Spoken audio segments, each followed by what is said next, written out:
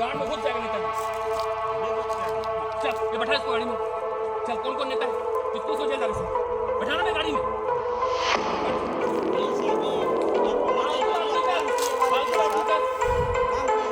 फालतू बात नहीं कर बोला ना तेरे नेतागिरी में जान रहा हूँ किस स्तर का फालतू बात नहीं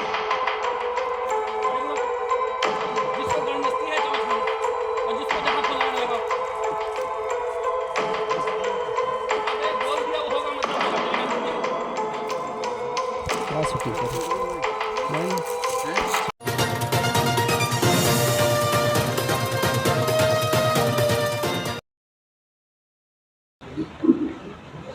दोस्तों, आप सबको बस्तर के आदिवासी आंदोलन का भूतकाल जोहार।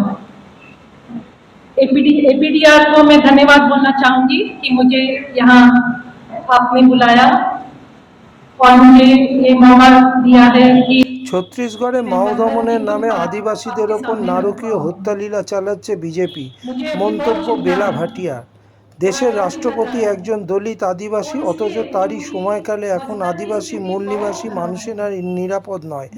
কখনো তাদের পিটিয়ে হত্যা করা হচ্ছে তো কখনো মুখে প্রস্রাব করে দেওয়া হচ্ছে। বলা ভালো, বর্বরতার এক চরম সীমায় পৌঁছে গেছে দেশের বিজেপি সরকার। সম্প্রতি কলকাতায় এসে এমনই ভয়ানক কিছু চিত্র তুলে ধরলেন ছত্তিশগড়ের বিশিষ্ট মানবাধিকার কর্মী বেলা ভাটিয়া। দীর্ঘদিন ধরে ছত্তিশগড়ের দান্তেওয়াড়া, বীজপুর, বস্তার প্রভৃতি মাও অধ্যুষিত এলাকায় আদিবাসী মানুষের জল, জমি, জঙ্গলের অধিকার সম্পর্কে সোচ্চার থাকা এই মহিলা 27শে এপ্রিল ভারত সভা হলে বললেন, ছত্তিশগড়ের রাজ্যে এখন ভয়ানক অবস্থা। এখানে মাওবাদী দমনের নামে নির্বিচারে রাষ্ট্রীয় সন্ত্রাস চালানো হচ্ছে, যার কারণে ফেক এনকাউন্টার করে মানুষ মারা থেকে মহিলাদের ওপর ধর্ষণ, নির্যাতন কিছুই বাদ যাচ্ছে না। যাদের ওপর এই আক্রমণ নামিয়ে আনা হচ্ছে তারা সবাই আদিবাসী মূল নিবাসী মানুষ। জঙ্গলে কেন্দুপাতা সংগ্রহ করে যারা জীবিকা নির্বাহ করে থাকে।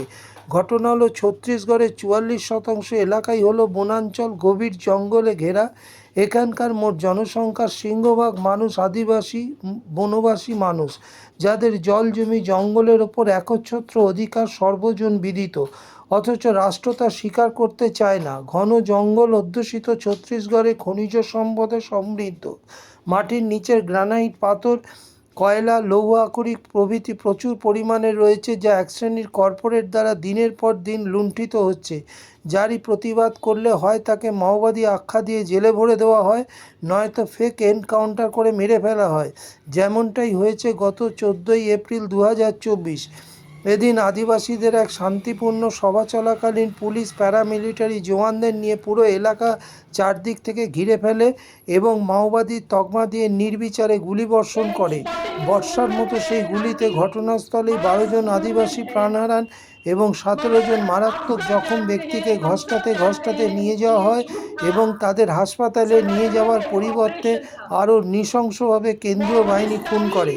এমনটাই এদিন বললেন মানবাধিকার কর্মী বেলা ভাটিয়া।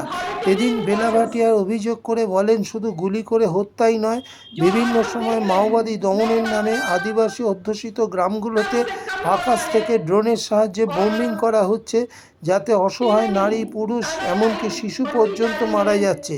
তার অভিযোগ, গত নভেম্বরে ছত্তিশগড়ে বিজেপি সরকার গঠনের পর থেকেই এই দমন পীড়ন ব্যাপকভাবে বেড়ে চলেছে, যা নিয়ে দেশের মানুষকে অবগত করতেই এদিন তিনি কলকাতায় এসেছেন বলে জানালেন। এদিনের ভারত সভা হলের অনুষ্ঠানের আয়োজন করে এপিডিআর নামের একটি মানবাধিকার সংগঠন।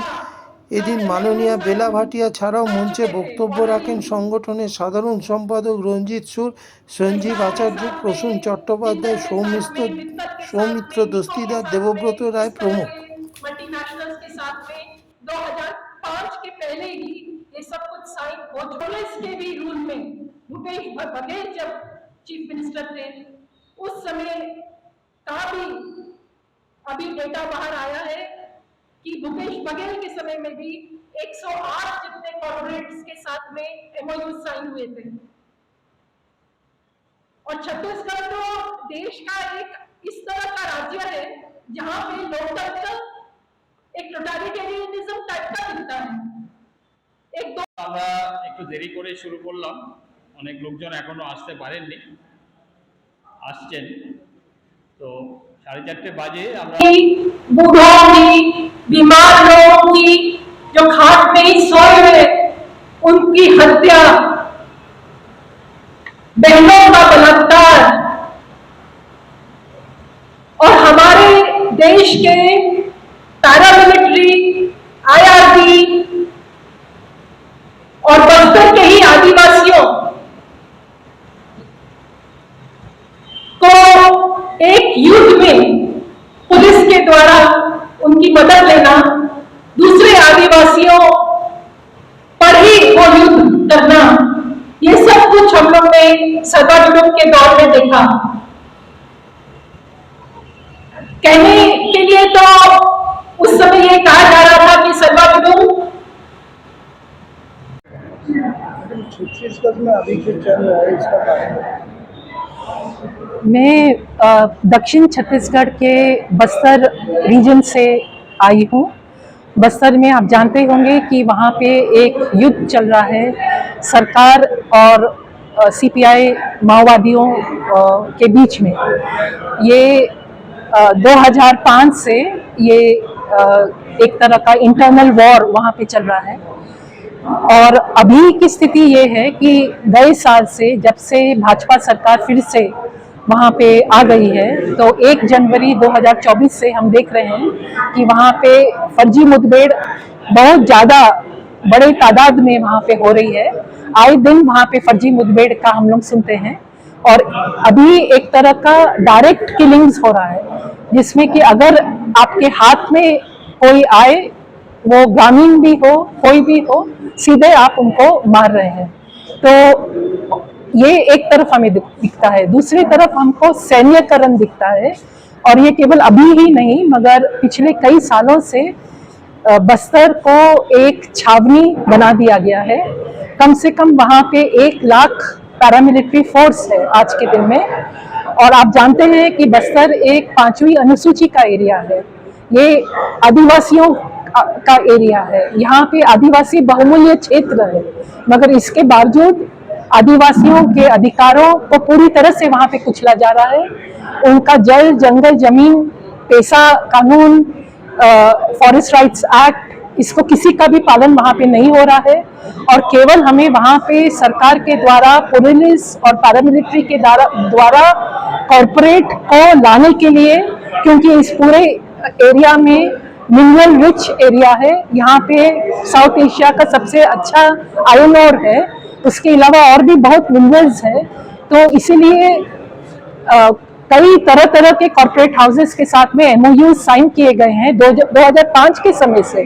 तो भाजपा सरकार रही या कांग्रेस की सरकार रही है, हर एक के राज्य में MOUs कॉर्पोरेट्स के द्वारा साइन किए गए हैं। और आज हमें ये साफ साफ बस्तर में दिख रहा है, पिछले 15 साल से ज्यादा आज के दिन में हमको साफ दिख रहा है कि किस तरह से वहाँ पे ये पूरा सैन्यकरण, ये कॉर्पोरेट्स को लाने के लिए माइनिंग हो जाए और कोई भी जो भी विरोध करे उसको कंटेन करने के लिए, उसको पीछे ढकेलने के लिए ये पूरा किया जा रहा है। तो ये बस्तर की हालत है। किसी भी मायने में हमको वहाँ पे रूल ऑफ लॉ का पालन किया जा रहा हो ऐसा एकदम नहीं दिखता है।